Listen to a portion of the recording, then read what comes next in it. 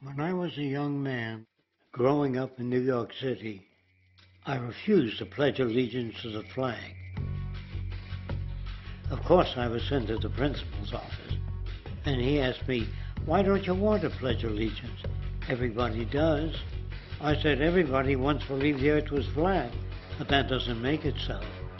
I explained that America owed everything it has to other cultures and other nations, and that I would rather pledge allegiance to the earth and everyone on it. Needless to say, it wasn't long before I left school entirely, and I set up a lab in my bedroom. There I began to learn about science and nature.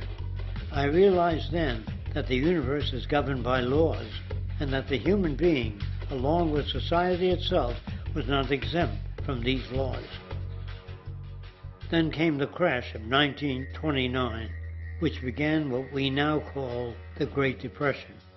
I found it difficult to understand why millions were out of work, homeless, starving, while all the factories were sitting there. The resources were unchanged. It was then that I realized that the rules of the economic game were inherently invalid. Shortly after came World War II, where various nations took turns systematically destroying each other.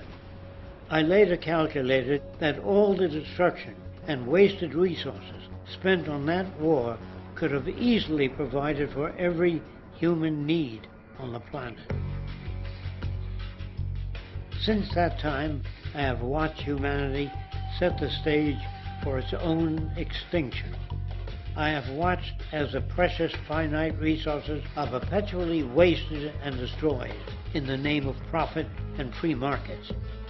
I have watched the social values of society be reduced into a base artificiality of materialism and mindless consumption. And I have watched as the monetary powers control the political structure of supposedly free societies. I'm 94 years old now, and I'm afraid my disposition is the same as it was 75 years ago. This shit's got to go.